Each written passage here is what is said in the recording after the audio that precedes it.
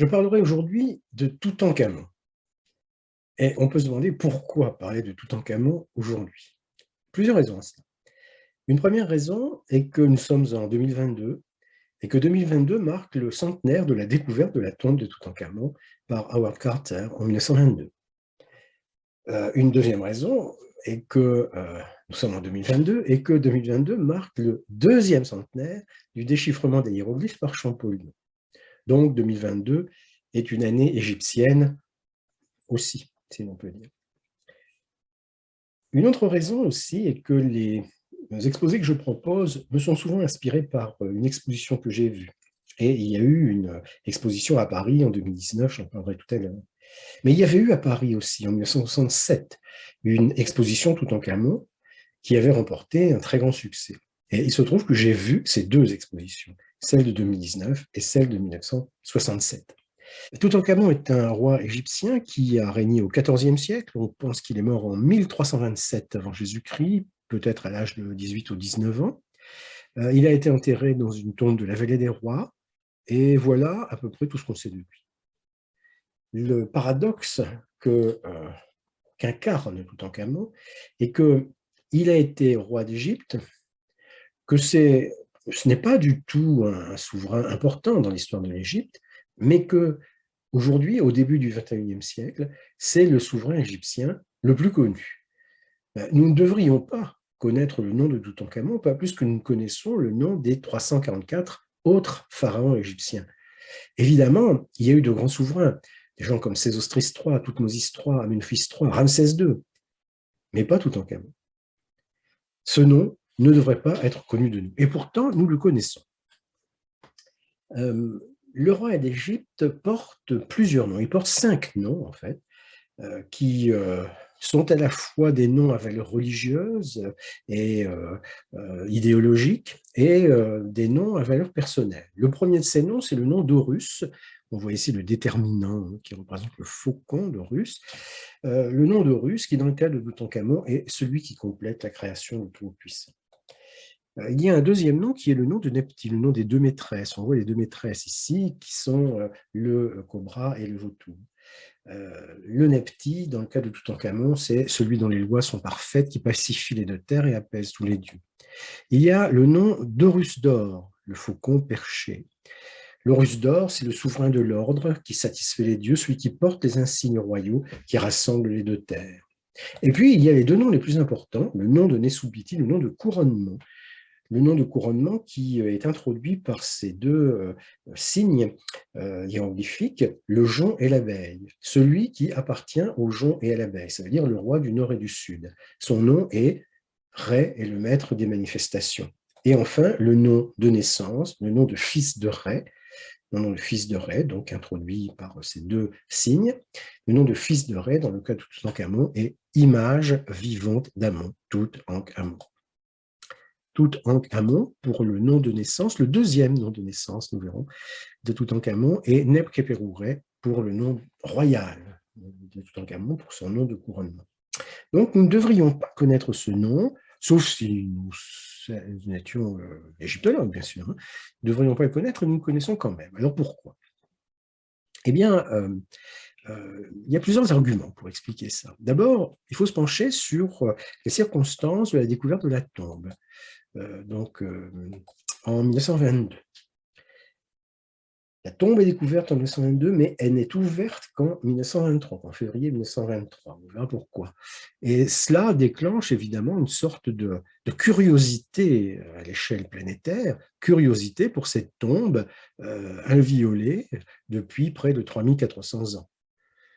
Il y a un effet de curiosité, une sorte d'égyptomanie, qui amène par exemple le président des États-Unis, Herbert Hoover, à nommer son chien King Tut, c'est le roi Toutankhamon. Mais cet effet de curiosité ne dure pas parce que très vite vient la crise économique, très vite vient la Deuxième Guerre mondiale, et donc on oublie un peu Toutankhamon. Après la Deuxième Guerre mondiale, dans l'Égypte effectivement indépendante de Nasser, par exemple, il y a quantité de problèmes à régler, évidemment, les guerres israélo-arabes, mais Toutankhamon prend du service pour défendre et pour diffuser ce qu'on pourrait appeler le soft power de l'Égypte. Les années 50 et 60 sont l'époque où l'Égypte construit le barrage d'Assouan sur le Nil. C'est l'époque où des temples sont inondés, sont démontés, sont remontés, donc comme par exemple les temples d'Abou Simbel que vous voyez là. Et tout cela nécessite que l'Égypte apparaisse pour ce qu'elle est, c'est-à-dire pour une très vieille civilisation, pour un pays ayant eu dans le passé un rayonnement tout à fait considérable et entendant bien avoir dans le présent un rayonnement considérable. L'Égypte va se présenter comme étant le plus peuplé des pays arabes, le plus grand des pays arabes, celui dont la civilisation est la plus ancienne, peut-être pas le plus riche avec l'évolution des prix du pétrole, mais certainement le plus respectable. Et Toutankhamon va être utilisé, si l'on peut dire, dans cette optique. Les années 60 voient l'organisation, un peu partout dans le monde, enfin dans plusieurs endroits du monde, de grandes expositions d'objets contenus dans le tombeau de Toutankhamon, une cinquantaine d'objets qui sont présentés, dont le fameux masque d'or, une cinquantaine d'objets présentés, par exemple, à Paris en 1967. Alors pourquoi Paris? La France a joué un rôle important dans le sauvetage des temples d'Abou Simbel, et c'est peut-être une manière de la remercier, un peu comme l'Égypte avait, dans les années 1830, remercié la France de Champollion pour le déchiffrement des hiéroglyphes en lui donnant les obélisques de Luxor, dont l'un se trouve sur la place de la Concorde à Paris. Donc cette exposition de 1967 est une exposition à grand retentissement. Elle rencontre un succès extraordinaire, beaucoup plus grand que prévu. L'exposition devait se terminer en juin 1967, on est obligé de la prolonger jusqu'en septembre. Et les visiteurs, à l'époque, les expositions ne sont pas aussi bien organisées que maintenant, les visiteurs doivent attendre très longtemps avant de pouvoir pénétrer dans les salles du Petit Palais. Une exposition en 1967, il y en avait une à Washington un peu avant. Il y en a une autre un peu après, à Londres, en 1972, pour le 50e anniversaire de la découverte de la tombe, une exposition qui rassemble un très grand nombre de visiteurs, là aussi, qui viennent admirer les trésors de Toutankhamon. Et puis, il y a l'exposition de 2019, dont je parlais tout à l'heure, cette exposition qui vient après quantité d'autres organisées un peu partout. Le mobilier de la tombe est tellement riche qu'on peut considérer qu'au XXIe siècle, il ne se passe pas un mois sans qu'il y ait ici ou là dans le monde la présentation de tel ou tel objet venu de la tombe de Toutankhamon. Mais cette exposition de 2019 est présentée par l'Égypte comme tout à fait exceptionnelle. C'est l'exposition des 100 ans. Bon, pas tout à fait, puisqu'on est en 2019, 100 ans, c'est 2022. C'est une exposition qui va être montrée à l'échelle internationale. Elle est montrée aux États-Unis en 2018, en France en 2019, en Angleterre en 2020, en Australie en 2021. C'est une exposition qui est présentée comme étant la dernière. Les objets ne voyageront plus. Le masque d'or ne voyage plus depuis longtemps. Et donc, c'est une exposition qui est présentée comme la dernière chance pour les visiteurs de voir ces objets, sauf à aller les voir, évidemment, en Égypte. Parce que c'est bien l'objectif recherché, aller attirer les visiteurs, aller convaincre les touristes de revenir en Égypte. Le secteur touristique de l'Égypte a été ravagé par les attentats islamistes, et donc convaincre les visiteurs de revenir en leur montrant des choses qu'ils pourront revoir éventuellement en Égypte. Et donc, cette exposition, c'est l'occasion pour le public de méditer sur la vanité du monde, mais aussi de se trouver confronté, parce que c'est là un autre élément important pour comprendre le caractère particulier de la figure de Toutankhamon, se trouver confronté à la malédiction du pharaon. Alors, cette malédiction du pharaon, c'est quelque chose d'étrange, c'est une légende bien sûr, mais c'est quelque chose d'étrange, mais qui tout de même s'appuie sur un certain nombre de faits concrets. D'abord, prenons le cas de l'inventeur de la tombe, celui qui fouille une tombe, qui découvre une tombe, c'est l'inventeur. Howard Carter, c'est un archéologue britannique. En fait, de formation, c'est un peintre et un dessinateur qui a travaillé avec des archéologues dans les tombeaux égyptiens et qui est donc devenu égyptologue. Il n'est pas égyptologue de formation, mais il est devenu un véritable égyptologue. Mais étant donné son parcours singulier, Carter ne travaille pas pour les grandes institutions qui fouillent en Égypte, le British Museum par exemple, ou bien dans le cas des Français, le musée du Louvre. C'est un petit peu un marginal d'une certaine façon. Pour pouvoir fouiller, il doit solliciter une autorisation pour fouiller à tel moment, à tel endroit. Il doit convaincre les autorités de lui accorder cette autorisation, de lui renouveler l'autorisation. Mais pour pouvoir fouiller, Carter doit aussi trouver des financements, trouver des mécènes qui voudront bien l'aider financièrement à entreprendre ces fouilles. Et l'argument que développe Carter tient en quelques objets, quelques rares objets comme celui-ci, qui sont issus du passé, bien sûr, et qui portent le nom du roi est entouré d'un cartouche, qui porte le nom royal de Nebkhéperouré. Donc, le raisonnement de Carter est celui-ci. Il y a eu un roi qui s'appelait Nebkhéperouré, pour son nom couronnement, tout en Camon pour son nom de naissance. Il y a eu un roi qui s'appelait Nebkhéperouré. Ce roi a été enterré dans une tombe, évidemment. Cette tombe, nous ne la connaissons pas. Même pas une tombe vide, nous ne la connaissons pas. Donc, elle existe quelque part, cette tombe. Il faut la chercher, il faut la trouver, et peut-être que l'on découvrira une tombe qui n'a pas été pillée. Voilà l'argument de Carter. Nous savons, nous, après coup, qu'il a raison. Mais sur le moment, ce n'était pas forcément évident de convaincre les autorités et les mécènes de la validité de ce raisonnement. Carter réussit à prouver l'appui de Lord Carnarvon, qui est un aristocrate britannique qui passe une partie importante de son temps en Égypte depuis 1903. Pour des raisons médicales. Carnarvon souffre d'une maladie des poumons et d'une maladie de la peau, et on lui a recommandé le climat sec de l'Égypte. Lord Carnarvon est souvent en Égypte, donc au début du XXe siècle. Il appuie les initiatives de Carter, il le finance. En 1921, il trouve que la facture commence à s'alourdir un petit peu, donc il lui coupe les vivres, ou du moins il dit qu'il va lui couper les vivres, et Carter, sollicitant une dernière année de financement, découvre donc cette tombe de Toutankhamon. Lord Carnarvon, c'est un personnage intéressant. C'est un membre de l'aristocratie britannique, c'est George Herbert, 5e comte de Carnarvon.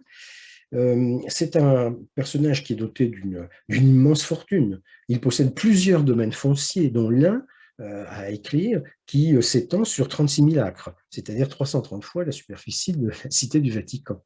Il possède une immense fortune qu'il gère et qu'il s'efforce de préserver au fil du temps, comme ses ancêtres et comme ses successeurs. Il y a aujourd'hui un comte de Carnarvon, c'est le 8e du nom, qui continue la tradition. Les comtes de Carnarvon se sont fait construire au milieu du XIXe siècle un château dans le Berkshire, le château de Highclere. L'architecte du château est Charles Barry, qui a été l'un des architectes du bâtiment du Parlement à Londres. Donc, le château de Highclere, c'est un chef-d'œuvre de l'architecture néo-gothique du milieu du XIXe siècle. C'est un château qu'on connaît bien maintenant, puisqu'il a souvent été filmé dans des films, des séries télévisées, et en particulier la série Downton Abbey, qui a eu un très grand succès. Le château a été à la fois le décor, mais aussi le lieu où ont été tournées de nombreuses scènes de cette série. Le comte de Carnarvon, donc, est le mécène de Carter. Il vit pour une partie de son temps en Égypte et on comprend dans ces conditions que lorsque Carter découvre l'escalier du couloir qui mène à la tombe, eh bien, il n'ouvre pas la tombe, il envoie l'information à Lord Carnarvon pour le prier de venir assister à l'ouverture de la tombe. C'est pourquoi la découverte a lieu en novembre 1922 et que l'ouverture n'a lieu qu'en février 1923. Lord Carnarvon pénètre dans la tombe, fermée depuis 3300 ans, en février 1923, et en avril 1923, il meurt d'une maladie de la peau et des poumons, maladie dont il souffrait depuis plus de 20 ans. On n'aurait pas dû s'étonner de ce phénomène, de cette issue dramatique, mais certains ont voulu mettre un lien entre la mort de Lord Carnarvon et l'ouverture de la tombe, en oubliant que avait pénétré dans la même tombe au même moment la fille de Lord Carnarvon et bien sûr l'archéologue, qui n'ont pas du tout été emportés par la malédiction du pharaon. Carter est mort en 1939 et Lady Evelyn Herbert, on ne portait plus ce nom-là à ce moment-là parce qu'elle s'était mariée, est morte dans les années 80, je crois. Donc longtemps après. Néanmoins, certains ont voulu exploiter ces circonstances, et ça a été le cas notamment d'Arthur Conan Doyle. Conan Doyle est l'auteur de Sherlock Holmes, hein, mais c'est aussi un adepte du spiritisme. Et donc, pour Conan Doyle, médecin et adepte du spiritisme, l'affaire de Lord Carnarvon, c'est quand même quelque chose d'intéressant. C'est la preuve que des forces maléfiques ont été libérées et qu'elles ont emporté le pauvre Lord Carnarvon, et tous les autres qui sont morts peut-être après ou en même temps. Un autre auteur qui a utilisé le contexte, c'est Agatha Christie, hein, dans des conditions différentes. Agatha Christie est une célèbre autrice de romans policiers, évidemment. Le premier de ses romans met en scène déjà Hercule Poirot, c'est La mystérieuse affaire de Styles, qui est publié donc, tout à fait après la Première Guerre mondiale, en 1921, je crois. Et, et, et donc, la carrière d'Agatha Christie connaît une accélération spectaculaire lorsqu'elle publie son 7e roman, Le meurtre de Roger Ackroyd. Si vous avez lu ce roman, vous savez ce qui s'y passe. Si vous n'avez pas lu ce roman, je vous incite à le lire pour voir ce qu'un auteur de roman policier peut faire de ses lecteurs. C'est quelque chose de tout à fait édifiant. Mais Agatha Christie publie en 1923 un roman policier mettant en scène Hercule Poirot qui s'appelle L'aventure du tombeau égyptien et qui raconte une histoire d'expédition archéologique qui découvre une tombe inviolée et, dans cette expédition archéologique, un certain nombre de participants meurent de mort non naturelle. Donc, Hercule Poirot est dépêché sur les lieux pour faire la lumière sur ces affaires, et il y a une enquête brillante qui permet à Hercule Poirot de découvrir le coupable des meurtres, parce que ce sont des meurtres, et Agatha Christie ne fait pas du tout du pharaon, l'auteur des meurtres. Mais elle a utilisé le climat qui s'était développé depuis la découverte de la tombe. Si on laisse de côté, ce qui n'est qu'une légende bien sûr, si on laisse de côté tout cela, on peut quand même trouver un intérêt à examiner les circonstances dans lesquelles la tombe a été découverte et la politique que Howard Carter a menée pour diffuser en quelque sorte l'information. Et comprendre cela, ça peut amener à comparer les méthodes de Howard Carter avec celles de Pierre Montet. Pierre Montet est un archéologue beaucoup moins connu que Howard Carter, bien sûr, mais c'est un personnage très intéressant. Autant Carter peut apparaître comme, disons, une sorte de marginal dans l'égyptologie, un véritable égyptologue, mais quand même un marginal par son parcours. Autant Pierre Montet est un archéologue tout à fait classique, passé par les circuits traditionnels et travaillant pour les institutions, fouillant en Égypte, en l'occurrence le musée du Louvre. Et sa carrière académique va se poursuivre et le mener, comme vous voyez, jusqu'à l'Institut. Il est présenté là en costume d'académicien, des inscriptions. Pierre Montet travaille dans le nord de l'Égypte, dans le delta. Il reprend les fouilles de Tanis. Tanis est une localité qui a été, au temps de la 21e, 22e dynastie, qui a été la capitale de l'Égypte, le siège du souverain, le siège des souverains successifs. Donc, les fouilles avaient été entreprises par Mariette dans les années 1860, elles avaient été reprises par différents archéologues, et puis elles avaient été abandonnées à la fin du 19e siècle. Et donc Pierre Montet reprend la fouille de Tanis de façon méthodique, et il va découvrir la nécropole de la ville, la nécropole de la capitale de la 21e et la 22e dynastie. Il va découvrir des tombes, plusieurs tombes, et à l'intérieur des tombes, inviolées, des sarcophages, et à l'intérieur des sarcophages, des momies et des masques d'or. Le tombeau de Sheshonq II, par exemple, le sarcophage d'Amenemopet. Il y a même 2 masques d'or pour ce souverain. Et puis un autre masque d'or pour un personnage sur lequel on n'est pas bien renseigné, Wundebe Weded.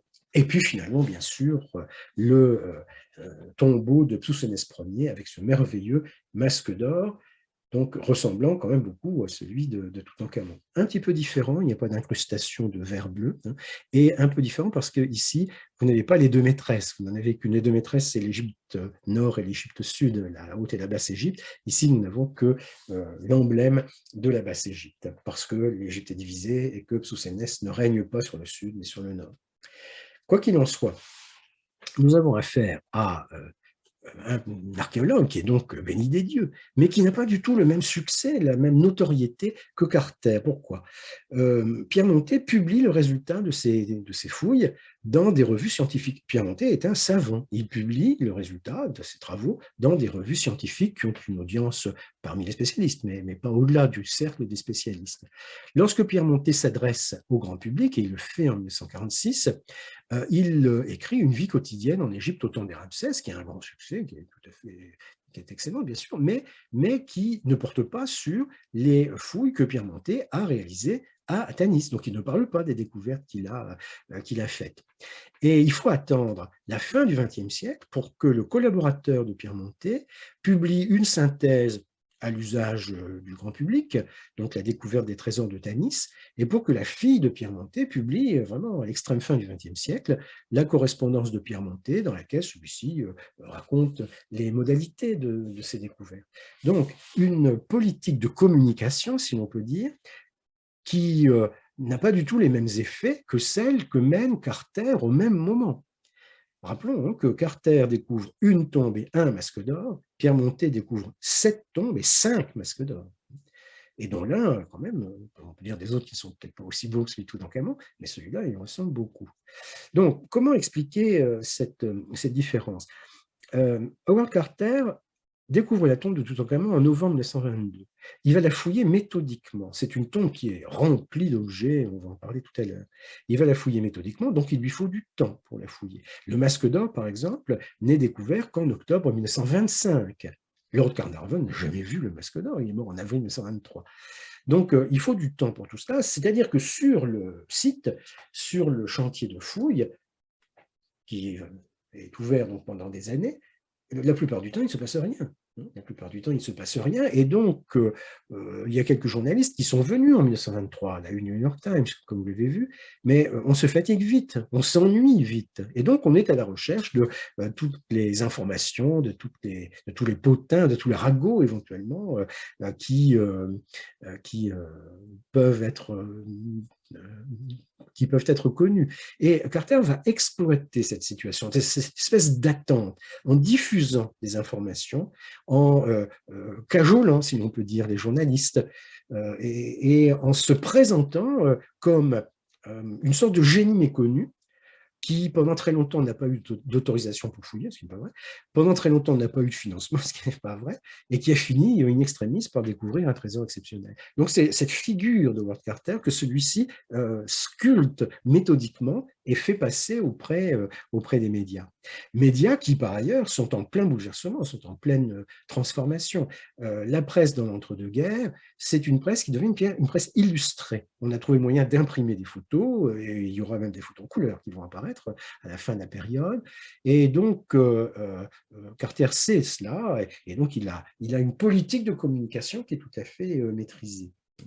Et donc, le résultat de tout cela, c'est qu'on connaît très bien le masque d'or de Toutankhamon et la personne d'Howard Carter, et on a oublié la personne de Pierre Montet et le masque de Psoussénès Ier, bien que celui-ci ait été présenté plusieurs fois en France. La dernière fois, c'était en 2007 à Valenciennes.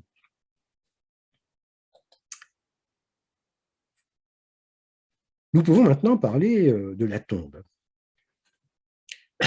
en laissant de côté donc les aspects anecdotiques.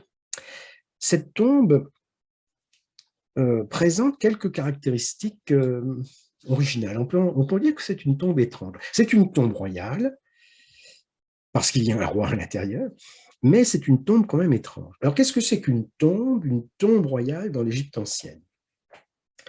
Il faut croire que les anciens Égyptiens vivaient obsédés par l'idée de la mort. Mais il se trouve qu'une bonne partie de notre documentation nous vient des tombeaux et que donc elle est en quelque sorte orientée par les pratiques funéraires. Néanmoins, qu'est-ce que l'on peut dire? La conception traditionnelle de la personne fait référence à 4 éléments. Un élément matériel, qui est le corps, concret, hein. Et puis, 3 éléments immatériels qui peuvent être mis en relation avec des êtres vivants, des oiseaux, un oiseau à tête humaine, ou, comme dans le cas du Ka, la force vitale, cette force vitale ne se détache pas du corps, elle est liée au corps ou à une image du corps, une statue du corps. Je ne vais pas entrer dans le détail pour cela, mais le fait est que pour la mentalité égyptienne, la préservation du corps matériel peut offrir un caractère d'évidence et d'urgence même, surtout pour la personne royale. Alors, la tombe, c'est le lieu où on va déposer les restes du souverain en attendant son passage dans le monde des dieux. Et à certaines époques, cette tombe a été construite sous forme de monuments d'architecture, par exemple des pyramides, à l'intérieur desquelles se trouvait le tombeau royal. La pyramide n'est pas la seule forme de tombe, là nous parlons évidemment des catégories bien particulières de tombe royale. Pour la plupart des Égyptiens, il n'y avait évidemment pas de pyramide, hein. Mais la pyramide n'est pas la seule forme de tombe royale. L'histoire de l'Égypte est tellement longue qu'à d'autres époques, il y a eu d'autres formes de tombes. La tombe sous forme de pyramide attire le regard, même quand elle a 4500 ans, comme les pyramides de Gizeh. Et donc, pour des pillards, évidemment, c'est assez tentant d'aller voir ce qu'il y a à l'intérieur de ces bâtiments. Pas facile d'y entrer, mais enfin, on peut toujours essayer, tout au moins. Donc, on a construit des pyramides à l'époque de l'Ancien Empire. On n'en construit plus à l'époque de Toutankhamon, c'est au Nouvel Empire. À l'époque de Toutankhamon, on construira des hypogées, c'est-à-dire des tombes souterraines.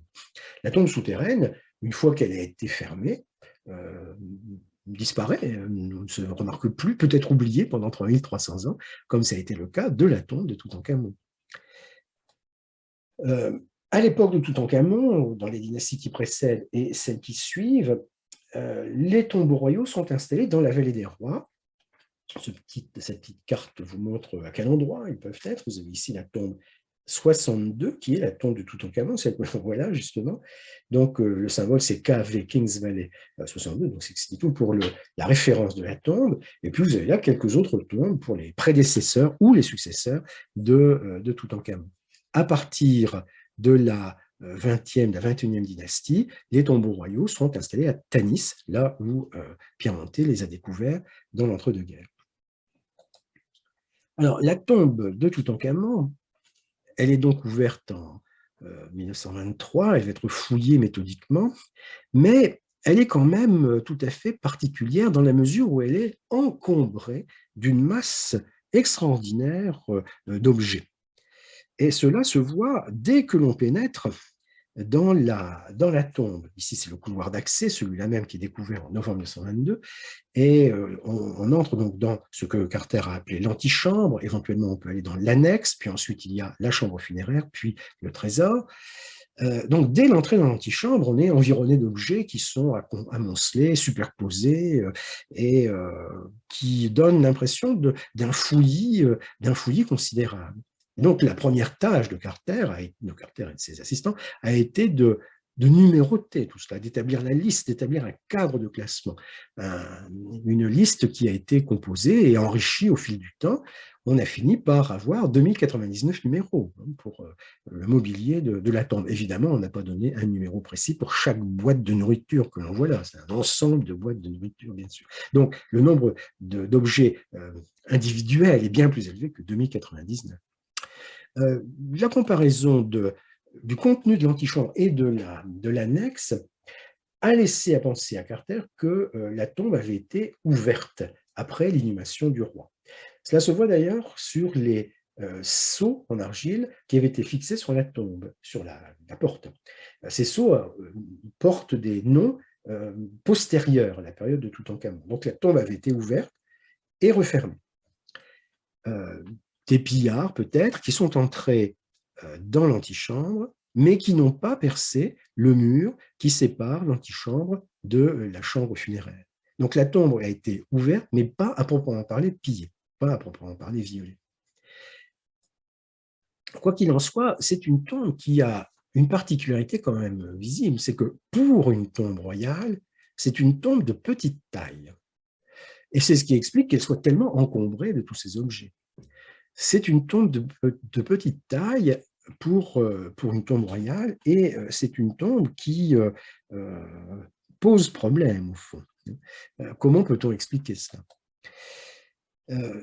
C'est une tombe qui est donc constituée par une antichambre et ce que Carter appelle une annexe, donc le lieu de l'amoncellement, du Capharnaüm, si l'on peut dire. Et puis, quand on ouvre, et c'est ce que Carter fait à la fin de l'année 1923, quand on ouvre la paroi qui sépare l'antichambre de la chambre du trésor, et puis ensuite, quand on entre dans la chambre funéraire, eh bien, évidemment, les choses changent. L'ouverture de ce mur permet d'accéder donc à la chambre funéraire. Dans la chambre funéraire, occupant presque tout le volume, ce qui ne permet pas de voir les fresques qui ont été peintes sur les murs, donc occupant presque tout le volume, un coffre-chapelle en bois. À l'intérieur de ce coffre-chapelle, un autre coffre-chapelle, puis un troisième coffre-chapelle, puis un quatrième coffre-chapelle, donc superposé. Et à l'intérieur de ce quatrième coffre-chapelle, on les a ici, 1, 2, 3, 4, à l'intérieur, un sarcophage, et à l'intérieur du sarcophage, 3 cercueils empilés les uns dans les autres, 2 cercueils en bois et un cercueil en or. Et donc, voilà une photographie qui nous montre Howard Carter examinant alors, je vais reprendre le schéma pour montrer où se situe le cercueil C, c'est-à-dire le deuxième cercueil en bois, et le cercueil D, c'est-à-dire le cercueil en or. Vous avez là le cercueil en bois et à l'intérieur le cercueil en or. Il a fallu du temps à Carter pour en arriver là. Il a fallu démonter soigneusement les chapelles funéraires imbriquées les unes dans les autres, et puis les cercueils. Il a fallu beaucoup de temps. Carter est un archéologue dont la formation est un petit peu marginale, mais c'est un véritable égyptologue. La fouille a été, pour les techniques de l'époque, a été tout à fait sérieuse et tout à fait scientifique. Donc Carter prend son temps pour examiner tout, pour ouvrir, pour nettoyer. Vous avez ici le cercueil d'or recouvert d'une couche de jugé, c'est un enduit résineux qu'il a eu beaucoup de mal à enlever, ce qui fait que le cercueil d'or n'est ouvert, révélant le fameux masque d'or, qu'en octobre 1925. À l'intérieur de ce cercueil d'or, donc le masque d'or, on en reparlera tout à l'heure. Et la dernière partie de la tombe, c'est la chambre du trésor, dans laquelle il y a encore un amoncellement ici, et puis il y a cette armoire, on pourrait dire, en bois doré, qui contient les vases canopes contenant eux-mêmes les viscères du roi, le tout sous la garde du chien Anubis, du dieu des enfers. Alors, passons en revue quelques-uns des objets dans cette tombe pour essayer de comprendre ce dont il s'agit. Quelques-uns des beaux objets qu'il y a dans la tombe. Par exemple, dans l'antichambre, ces vases en calcite, des vases à onguents qui contiennent des substances nécessaires à la vie du pharaon dans le monde de l'au-delà. Ces vases en onguents qui sont façonnés en forme de signes hiéroglyphiques traduisant l'unité du pays. Vous avez aussi dans cette antichambre des lits, 3 lits décorés de têtes d'animaux, 3 lits donc posés les uns à côté des autres et surmontés de quantité d'objets. On a empilé sur ces lits quantité d'objets, notamment un autre lit dont je vais parler dans un instant. Ces 3 lits de parade, ces 3 lits donc cérémoniels. Et puis vous avez aussi ce 4e lit qui est moins décoré, qui n'est pas décoré de sculptures représentant des animaux. Il y a quelques gravures sur les feuilles d'or qui sont plaquées sur les montants en ébène, mais ce lit-là, on peut considérer que peut-être il a été utilisé, c'est un véritable lit, autrement dit, et que peut-être c'était le lit du jeune souverain. Dans la chambre du trésor, des instruments de musique, notamment une trompette en argent. Et qu'est-ce que c'est que ces instruments de musique? Pourquoi y a-t-il des trompettes dans le tombeau? Alors on pourrait dire ce sont des trompettes du jugement dernier, mais si on disait cela, évidemment, on se tromperait d'univers culturel. Non, il est probable que la trompette devait avoir pour rôle de sonner le moment pour le jeune roi de s'ouvrir à la vie, à l'appel du dieu Ammon. Et c'est probablement à cela que servait la trompette. Donc elle a été déposée pour se faire dans la tombe. Il y a également comme objet intéressant dans le tombeau, donc cette armoire en forme de temple, en bois doré, avec des statues de divinités encadrant, entourant, protégeant le coffre. À l'intérieur de ce coffre en bois, un coffre en albâtre surmonté de petites têtes qui sont des bouchons, en fait. Et ce coffre est organisé en 4 compartiments, chaque compartiment fermé par un bouchon. Et à l'intérieur du compartiment, un petit vase en forme de cercueil, un petit vase en forme de cercueil glissé dans chacun des 4 compartiments. Et ce petit vase donc, qui abrite les viscères du roi, nécessaires à la reconstitution du corps ultérieurement. Le bouchon en albâtre ou le petit vase en forme de cercueil donne les traits du roi, qui sont aussi les traits d'Osiris. Donc, c'est une représentation conventionnelle de la figure du souverain. Voilà un gros plan sur ces petits vases en métal à l'effigie du roi et d'Osiris. Posé sur la momie, il y a aussi les insignes royaux, c'est-à-dire les sceptres, on pourrait dire.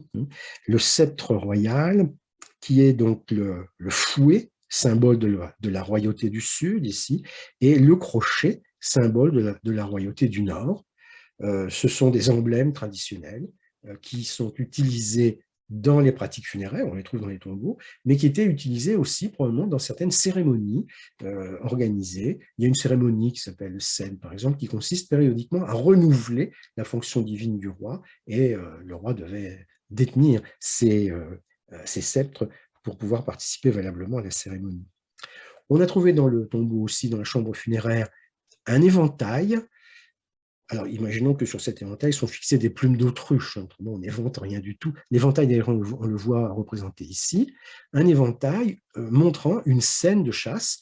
Le roi sur son char. Alors, on sait que c'est le roi, puisque c'est écrit là. Vous avez là le nom de couronnement, Nemkeperure, dans le cartouche. Donc, le roi a monté sur son char qui lance des flèches sur les autruches, qui sont ici percées de flèches. Donc, le roi a la chasse à l'autruche. Et puis, sur la momie aussi sont posés des poignards, un poignard à lame d'or et un poignard à lame de fer. Alors, ce poignard à lame de fer a beaucoup intrigué depuis la fin des années 20. En effet, le fer est utilisé véritablement au premier millénaire. Là, nous sommes au deuxième millénaire, très longtemps avant l'âge du fer, autrement dit. Mais le fer est un métal qui est connu au deuxième millénaire. Et d'où vient le fer? Le fer utilisé dans ces périodes très anciennes n'est pas un fer forgé, n'est pas un fer qui a été réalisé avec du minerai de fer, un fer réalisé à chaud. C'est un fer qui a été martelé, réalisé avec du fer natif, martelé à froid par conséquent. Et ce fer natif, que l'on trouve comme ça, sans le chercher dans les mines, eh bien, ce fer natif est d'origine météoritique. C'est un fer sidérolitique qui peut être utilisé donc directement par martelage à froid. Un tel fer est toujours un alliage de fer et de nickel. La quantité de nickel est de 6, 7, 8% du total. Et c'est la marque en fait, du fer sidérolitique, un alliage naturel de fer et de nickel.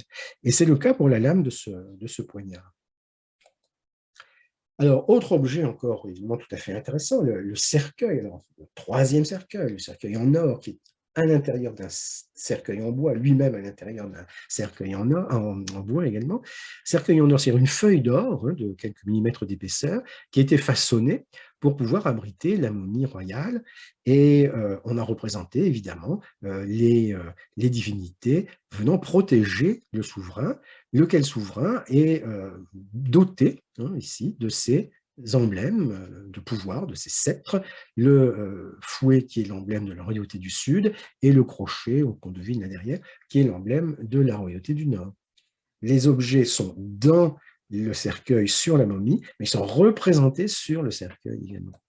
Et donc, à l'intérieur du cercueil, en or, dont on voit la limite ici, eh bien, il y a la momie royale dotée de son masque d'or, avec quantité de bijoux, quantité d'objets. Alors, voyons quelques-uns de ces objets. On voit ici le sceptre en forme de crochet, symbole de la royauté du Nord.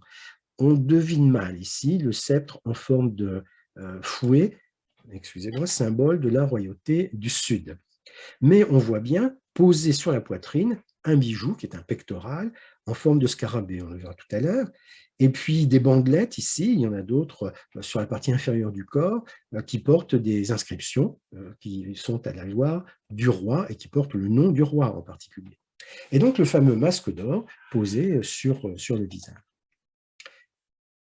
Où l'on voit donc le souverain dans son visage d'éternité, si l'on peut dire.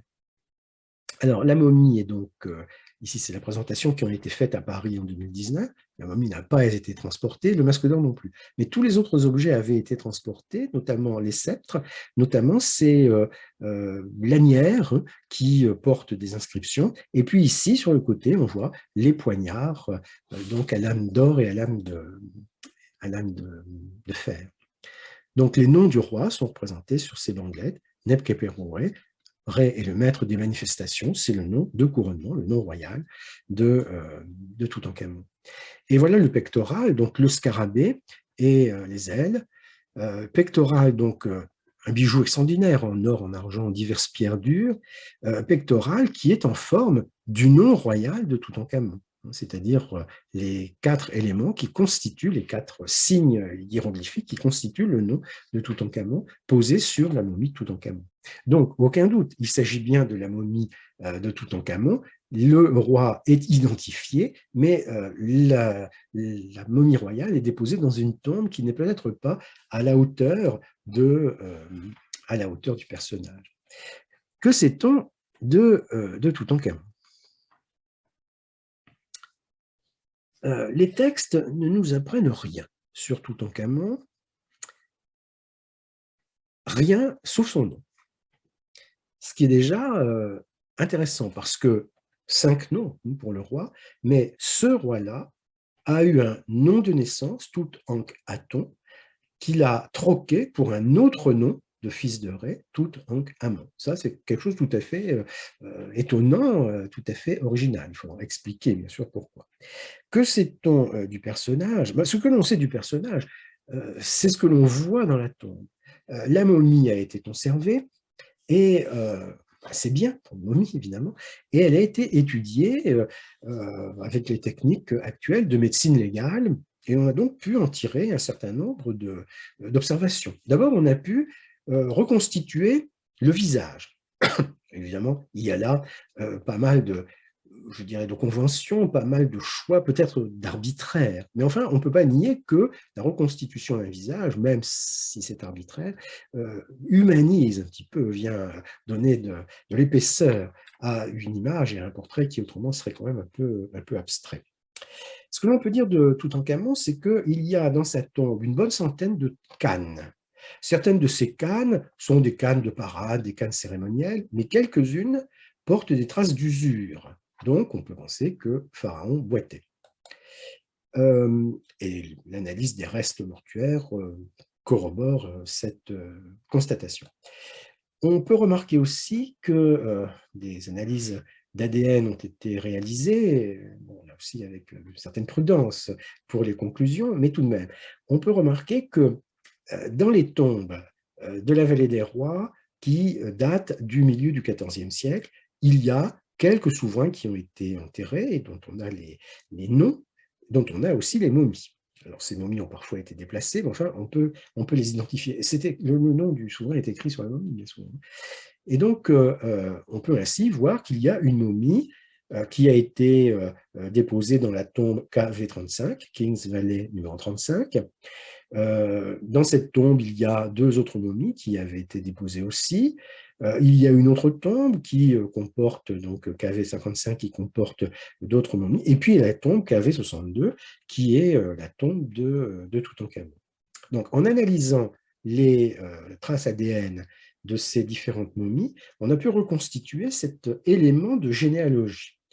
Longtemps, on hésitait sur la parentèle de Toutankhamon. L'analyse de l'ADN a montré, a prouvé donc, que Toutankhamon était le fils d'Aménophis ou d'Amenhotep IV. Amenhotep, c'est le nom du roi, Aménophis, c'est le nom hellénisé du roi. Aménophis IV ou Amenhotep IV, qui porte le deuxième nom de couronnement d'Akhenaton, eh bien, est le père de Toutankhamon, source sûre. Mais la mère de Toutankhamon n'est pas l'épouse principale d'Aménophis IV. L'épouse principale d'Aménophis IV, c'est Néfertiti. Néfertiti, dont un célèbre buste est conservé à Berlin. Donc, Néfertiti est sans doute l'épouse d'Aménophis IV, mais elle n'est pas la mère de Toutankhamon. La mère de Toutankhamon est une personne dont la momie se trouvait dans la tombe d'Amenhotep III, qui était donc son père, en fait. Et cette personne était une sœur, en somme, d'Aménophis IV. Et cette personne est la mère de Toutankhamon. Donc, Toutankhamon est le fils d'Aménophis IV et d'une sœur d'Aménophis IV. Mariage consanguin. On voit que Toutankhamon est l'époux d'une personne, Ankhésen Pahamon, aussi Ankhésen Amon, qui est une fille d'Aménophis IV. Autrement dit, Toutankhamon a épousé sa demi-sœur, mais cette fille d'Aménophis IV est aussi la fille de Néfertiti. La demi-sœur de Toutankhamon était la fille de Néfertiti. Donc des enchevêtrements génétiques absolument extraordinaires qui prouvent les liens qui existent certes entre les membres de la famille royale, mais enfin qui font de cette famille royale clairement une famille consanguine. Alors, tout cela nous amène peut-être à expliquer quelques-uns des traits caractéristiques de la morphologie de Toutankhamon. Il a des problèmes d'ascendance lourde, mais il a des problèmes de squelette, il a certainement subi une quantité de maladies. On pense qu'il souffrait du paludisme. On ne sait pas exactement de quoi il est mort, mais enfin, on pense qu'il est mort jeune, probablement 19 ans, pas plus. Et donc, tout cela peut se comprendre aussi à la lumière des grandes lignes de l'histoire de l'Égypte au milieu du XIVe siècle. C'est en fonction de ces éléments de l'histoire de l'Égypte au milieu du XIVe siècle que l'on peut comprendre pourquoi un jeune homme boiteux, dégénéré, chasseur d'autruches, a changé de nom de naissance. Il est né Tout-Ankh-Aton et il règne sous le nom de Tout-Ankh-Amon. Alors, jetons un œil sur les grandes lignes de l'histoire de l'Égypte et constatons que l'histoire égyptienne est affectée d'un certain nombre de déformations, d'un certain nombre de biais. Premier biais, la tendance à oublier l'histoire, c'est-à-dire une propension, quand on se penche sur l'histoire de l'Égypte, une propension à estimer que ce qui est vrai à un moment est vrai tout le temps, que c'est une sorte de structure de l'histoire de l'Égypte. Par exemple, l'Égypte, le pays des pyramides. Les pyramides pour l'Ancien Empire, oui, mais pas pour le Nouvel Empire. On construit des pyramides à un certain moment, mais pas du tout à un autre moment. À l'époque de Toutankhamon, il y a longtemps qu'on ne construit plus du tout de pyramides. Deuxième biais, la tendance à oublier la géographie, c'est-à-dire la propension à considérer que ce qui est vrai dans le sud est vrai aussi dans le nord. Pas évident. Il faut introduire une géographie de l'Égypte, de même qu'il faut introduire une histoire de l'Égypte. Troisième biais, la tendance à insister excessivement sur la chronologie. Il y a deux formes de chronologie de l'histoire égyptienne. Le classement en dynastie, les 30 dynasties de souverains, et puis d'autre part, le classement selon les empires, Ancien Empire, Moyen Empire, Nouvel Empire. La liste des dynasties a été établie au IIIe siècle avant Jésus-Christ, à l'époque donc de l'Égypte, l'Agide de l'Égypte ptolémaïque, c'est-à-dire de l'Égypte grecque. Cette liste a été établie par un prêtre qui s'appelait Manéthon de Sébennytos, un prêtre qui, vu sa fonction, devait avoir accès aux archives des temples, probablement. Et donc, ce Manéthon a établi une liste des souverains qu'il a organisée en dynasties, en 30 dynasties. Mais c'est peut-être une liste arbitraire. On a découvert des tombes de souverains qui ne figurent pas dans la liste de Manéthon. Donc, cette liste est sans doute contestable. Ce qui veut dire que parmi ces 30 dynasties, si on dit que, par exemple, Toutankhamon est le 11e roi de la 18e dynastie, c'est ce qu'on peut dire, en effet, il n'est pas sûr que tous les rois de la même dynastie aient des liens familiaux. même des liens dynastiques ne sont pas forcément établis avec certitude. Donc il faut se méfier un petit peu de cette classification en dynastie. C'est une sorte de chronologie prédéterminée qu'on pourrait avoir tendance à appliquer sur la réalité historique. C'est pourquoi les érudits allemands, à la fin du XIXe siècle, ont élaboré une autre chronologie, c'est la chronologie en empire, l'Ancien Empire, le Moyen Empire, le Nouvel Empire. Chaque empire étant séparé de l'autre par une période intermédiaire pouvant durer éventuellement plusieurs siècles. Donc on peut avoir l'impression que c'est là une chronologie beaucoup plus raisonnée, beaucoup plus raisonnable, qui s'appuie sur les événements de l'histoire de l'Égypte. En gros, les périodes d'empire sont des périodes d'unité, les périodes intermédiaires sont des périodes de division et d'invasion. C'est donc une chronologie qui paraît a priori plus rationnelle, mais qui en réalité reprend la chronologie des dynasties. Les savants allemands ont repris les dynasties qu'ils ont incorporées dans leurs empires. Donc on n'est pas tellement plus avancé, si l'on peut dire. Si bien qu'il y a parfois des hésitations sur la chronologie.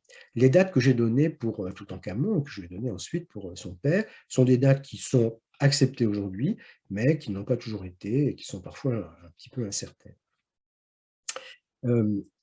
Les historiens d'aujourd'hui ont une vue de l'histoire de l'Égypte qui est plus fine que celle que l'on pouvait avoir autrefois, et je vais la résumer à très grands traits. On a souvent présenté l'Égypte comme étant un don du Nil, pour reprendre la formule d'Hérodote, c'est-à-dire une oasis, en somme, dans un désert. L'oasis, c'est la vallée du Nil, c'est le fleuve qui coule dans un désert pour des raisons géographiques qu'on ne va pas expliquer, mais la vallée d'un fleuve dans un désert, un immense désert à l'ouest du Sahara, des déserts à l'est qui vont jusqu'en péninsule arabique, et donc sans le fleuve, l'Égypte n'existerait pas. Alors, ce n'est pas faux, bien sûr, mais c'est quand même un petit peu schématique et incomplet, parce que l'Égypte est un don du Nil. Cela revient à penser que l'Égypte pourrait être autonome autour du Nil, que le pays parcouru par le grand fleuve, scandant le temps par ses crues régulières, pourrait vivre en quelque sorte en vase clos. Rien n'est plus faux. Rien n'est plus faux.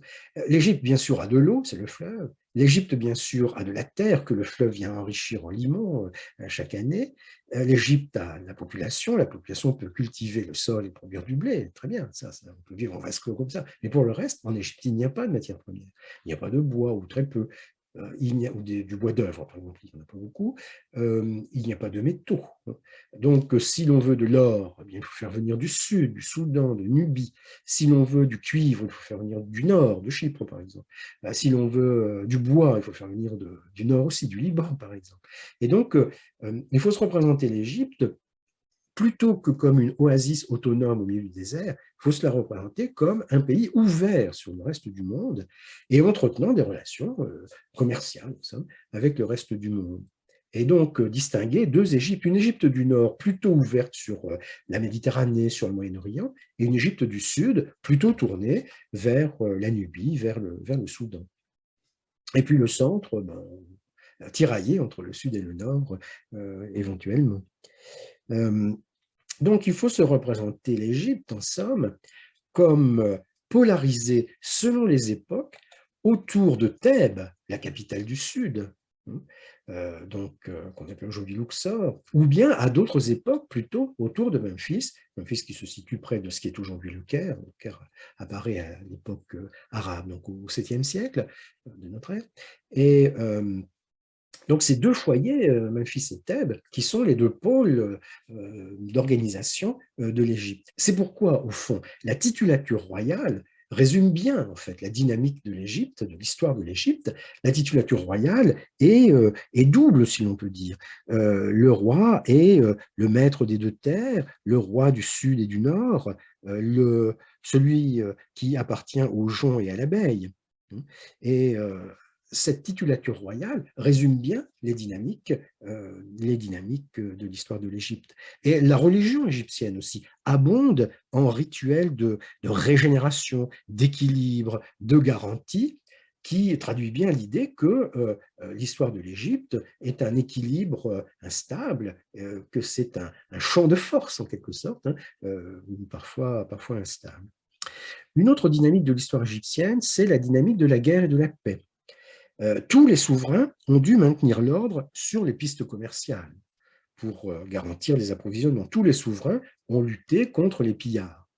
Tous les souverains, puisque l'Égypte est un pays ouvert sur le reste du monde, tous les souverains ont entretenu des relations diplomatiques avec les pays voisins, avec les pays du Moyen-Orient, des pays que l'on appelle à l'époque le royaume de Hatti, le royaume de Mitanni, par exemple, le royaume assyrien, qui correspondent à ce qui est aujourd'hui la Turquie, la Syrie, l'Irak.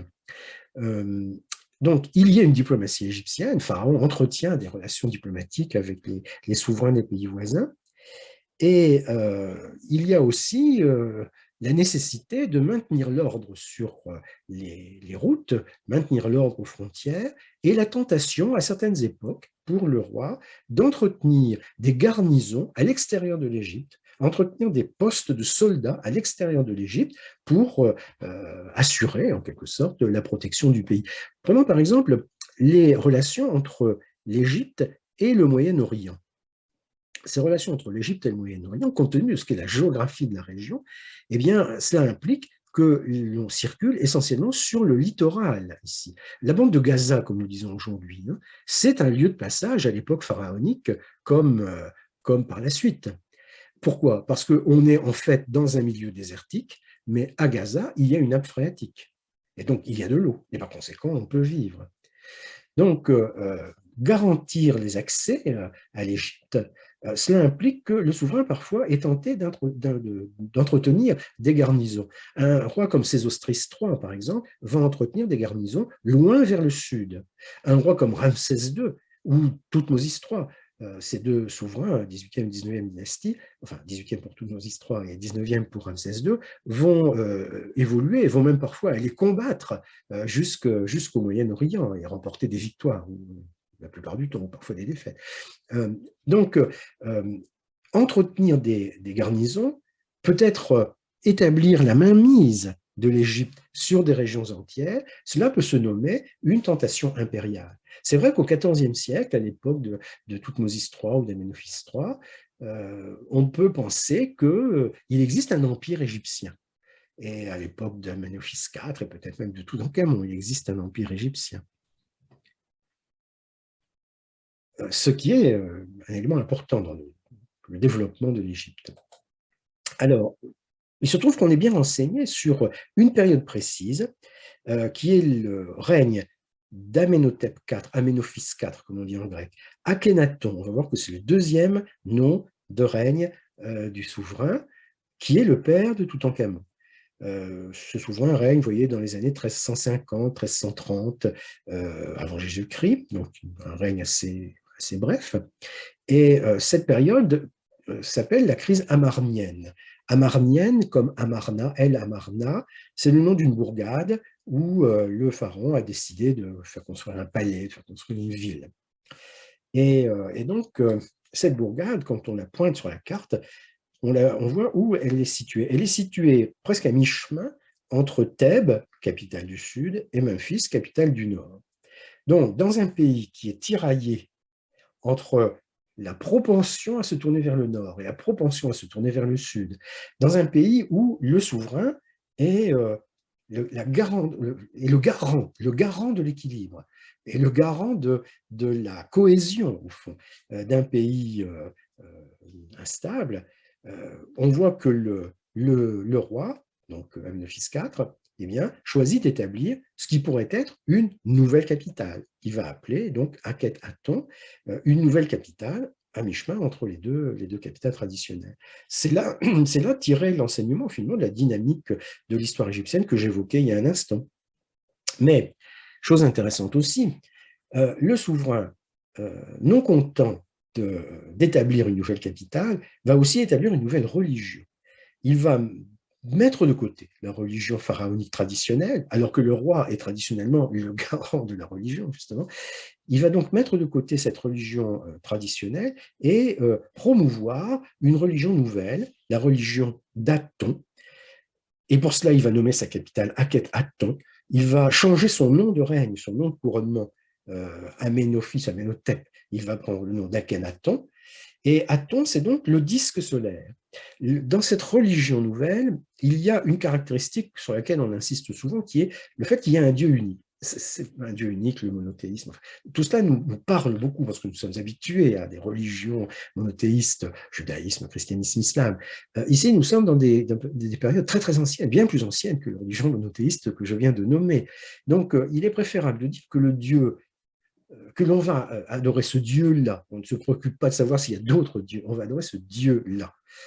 Les spécialistes parleront plutôt de monothéisme que de monothéisme, quoi qu'il en soit. Qu'est-ce que c'est que Aton? C'est le disque solaire.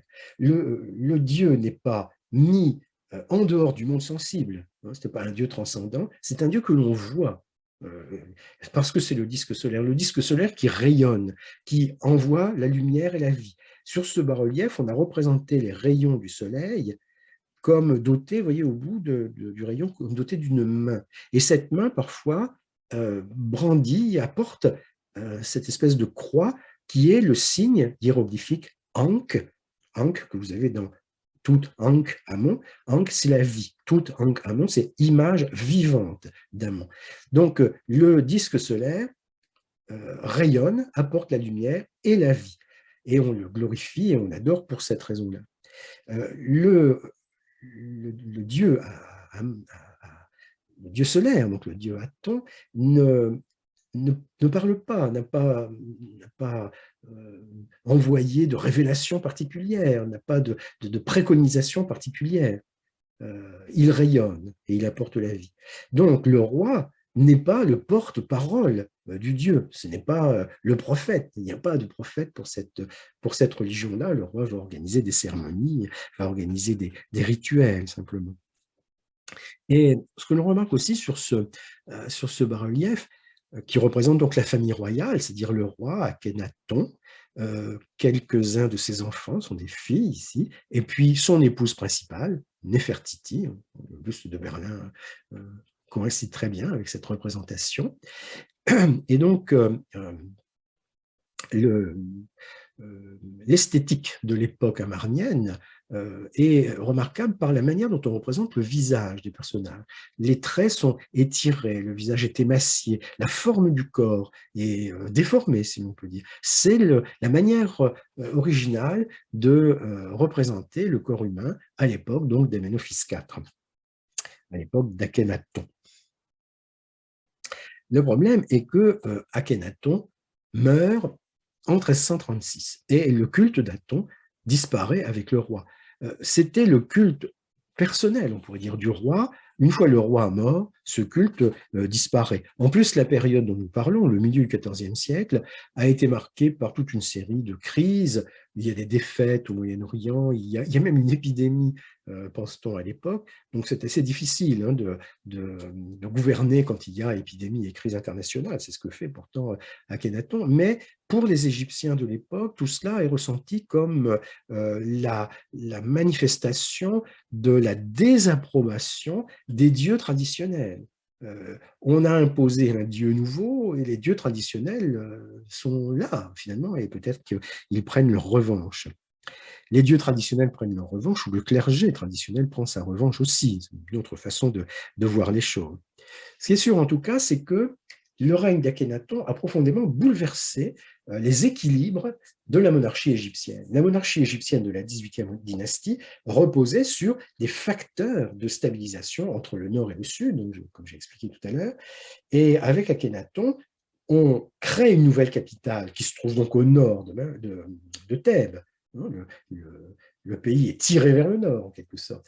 Comme il y a des guerres à mener, eh bien, la dimension militaire prend une importance plus grande qu'auparavant, si bien que ce sont les bases traditionnelles de la monarchie qui se trouvent sapées par ce règne d'Akhénaton. Et le règne de Toutankhamon va, d'une certaine manière, être le rétablissement de l'ordre. Alors, on n'est pas très bien enseigné sur les circonstances de la mort d'Akhénaton et sur les quelques années qui suivent. Il y a une période d'interrègne. Il s'écoule quelques années entre la mort d'Akhénaton et l'avènement de Toutankhamon. Il y a probablement un, peut-être deux, souverains intermédiaires. L'un de ces souverains est probablement une femme, probablement une demi-sœur de Toutankhamon. et cette demi-sœur de Toutankhamon meurt rapidement. Toutankhamon lui succède, donc elle meurt rapidement, une reine d'Égypte, hein, une femme pharaon, ça s'est déjà vu dans l'histoire égyptienne, c'est pas quelque chose qui n'est pas courant, enfin ça s'est déjà vu. Et donc il est vraisemblable que cette reine pharaon, qui est probablement la princesse Méritaton, donc une fille d'Akhenaton et une demi-sœur de Toutankhamon, probablement avait-elle fait préparer un riche mobilier funéraire qui a été réutilisé en fait pour Toutankhamon. Certaines inscriptions sur les pièces qui sont dans le cercueil du roi, sur les bandelettes que je vous ai montrées tout à l'heure, certaines inscriptions laissent à penser qu'elles ont été corrigées, qu'elles ont été modifiées, qu'elles ont été refaites. Et que donc la tombe de Toutankhamon, la momie royale, c'est la momie royale, ça n'y a pas de doute, mais la tombe de Toutankhamon n'était peut-être pas destinée à Toutankhamon véritablement à l'origine. En tout cas, ce règne de Toutankhamon apparaît comme une sorte de restauration de l'ordre, c'est-à-dire que la religion d'Aton disparaît, la religion traditionnelle est rétablie. Le clergé traditionnel retrouve son influence, retrouve son importance, retrouve ses ambitions, retrouve ses privilèges peut-être. On peut lire l'histoire de l'Égypte aussi comme étant l'histoire d'une économie des temples. Toutes les offrandes qui sont apportées à ces gigantesques temples représentent des masses de biens extraordinaires, des masses d'offrandes alimentaires, par exemple, extraordinaires, qui sont évidemment réutilisées. Il y a tout un circuit économique autour des temples. Le clergé égyptien est aussi une puissance économique. Or, à l'époque d'Akhenaton, il a été évidemment bridé dans sa puissance. Peut-être a-t-il cherché à retrouver la puissance perdue. Mais il y a aussi la dynamique militaire, les éléments militaires dont je parlais tout à l'heure. Ce n'est pas facile pour le jeune roi, qui en plus boite, ce n'est pas facile donc d'être le garant de l'équilibre, l'élément qui va réussir à organiser le maintien de l'équilibre. Peut-être on peut lire le règne de Toutankhamon comme ça. Ce qui est sûr en tout cas, c'est que Toutankhamon ne règne pas longtemps. Il meurt jeune, 19 ans, et à sa mort, eh bien, c'est la fin de la 18e dynastie. Lorsque Toutankhamon meurt, il n'a pas d'enfant. Alors, dans sa tombe, il y a 2 fœtus momifiés, 2 filles, apparemment. Mais il n'a pas d'enfant, pas de successeur. Donc, le pouvoir est pris par celui qu'on appelle le vizir, ce n'est pas le mot égyptien, mais le grand vizir Haï, qui va régner, qui va d'ailleurs épouser la veuve de Toutankhamon. Mais lorsque Haï meurt quelques années après, il n'a pas non plus de successeur. C'est donc un général, Horem-Heb, qui va prendre le pouvoir et qui va régner un quart de siècle environ. Mais lorsque Horem-Heb meurt, il n'a pas non plus de successeur personnel. Il va donc choisir un général, donc Horem-Heb est un général pharaon, il va choisir un général, Paramessou, qui va régner sous le nom de Ramsès Ier. Il y aura ensuite le règne de son fils Séti Ier, puis le règne de Ramsès II, petit-fils de Ramsès Ier. Et Ramsès II, c'est le grand souverain du XIIIe siècle, c'est l'incarnation de la 19e dynastie. Donc le règne de Toutankhamon vient achever la 18e dynastie, et après un interrègne, il y a donc l'établissement de la 19e dynastie. On peut dire de Toutankhamon que pendant longtemps, il n'était même pas un nom, il était complètement oublié en fait. Qu'après la découverte de sa tombe, pendant longtemps, il n'était pas autre chose que le détenteur d'un mobilier funéraire extraordinaire. Et donc tout ce que l'on a lu du règne du Toutankhamon, on l'a lu à partir des objets de sa tombe. Songeons que pour la plupart des grands rois égyptiens, Ramsès II, Sésostris III, Toutmosis III, on n'a pas la tombe. Enfin, la tombe a peut-être, elle existait, on l'a parfois, mais il y a la momie parfois, mais il n'y a pas le mobilier de la tombe. Donc, essayons de faire l'histoire de Toutankhamon sans le mobilier de la tombe. C'est quelque chose qu'on n'a pas réussi à faire pendant très longtemps. Les historiens d'aujourd'hui s'y emploient, et la conclusion à laquelle ils arrivent est que finalement, à son corps défendant, Toutankhamon a été, pendant quelques années, a présidé, disons, à une charnière importante dans l'histoire de l'Égypte, le passage d'une certaine forme d'équilibre avec la 18e dynastie, équilibre entre le nord et le sud, à une autre forme d'équilibre avec la 19e dynastie, un équilibre beaucoup plus orienté vers le nord et vers le Moyen-Orient. Donc, un roitelet inconnu pendant longtemps, enterré au milieu de trésors merveilleux, oublié pendant longtemps, et qui maintenant peut être considéré comme le symbole d'une évolution majeure, d'un moment clé dans l'histoire de l'Égypte. Au fond, c'est une belle revanche pour ce petit souverain. Terminons par une note un peu plus humaine. Voilà une scène qui représente Toutankhamon et son épouse, Ankhésénamon, épouse et demi-sœur. Donc, voilà, dans le delta, dans le marais, là où il y a les lotus, là où il y a les papyrus, le roi, on sait que c'est le roi, son nom de règne est écrit ici, et d'ailleurs il est répété là. Le roi chasse les canards, il tire des flèches vers les canards, et la reine tend à son époux une flèche, et elle cueille des fleurs. Une scène intime, une scène familiale, une scène paisible. Et je terminerai en indiquant que lorsque Howard Carter a établi la liste des objets contenus dans la tombe, il est arrivé à une liste comportant 2099 numéros. Or, en fait, il y a un objet qu'il n'a pas numéroté parce que cet objet s'est décomposé dès qu'on s'est approché de lui. Et tellement vite qu'on n'a même pas réussi à le photographier. Cet objet, c'était un bouquet de fleurs de lotus et de lys qui avait été déposé dans le tombeau le jour de la fermeture du tombeau, donc le jour des funérailles. Le bouquet de fleurs n'est pas du tout un rite funéraire dans l'Égypte ancienne. Et là, il y avait un bouquet de fleurs qui était posé, alors pas exactement sur le cercueil, dans son enchevêtrement, son empilement de cercueil, mais le bouquet de fleurs était posé sur le chien Anubis. Le chien Anubis était recouvert d'une sorte d'écharpe et le bouquet de fleurs était posé là. Il s'est décomposé, il est tombé en poussière quand on s'est approché de lui. Et d'où venaient ces fleurs? Peut-être qu'elles avaient été déposées par quelqu'un qui éprouvait pour le jeune défunt un sentiment, peut-être donc la reine, la veuve, Ankhésénamon, qui avait déposé ces fleurs dans le tombeau de son époux. Et donc il y a là, je trouve, un élément touchant qui a réussi à parvenir jusqu'à nous à travers l'épaisseur des siècles, à travers l'épaisseur du temps. Et peut-être qu'il faut se souvenir de Toutankhamon, non pas simplement comme un merveilleux masque d'or, mais aussi comme un être humain qui a vécu à un moment donné et qui a euh, aimé peut-être, et qui en tout cas est mort en 1327 avant Jésus-Christ.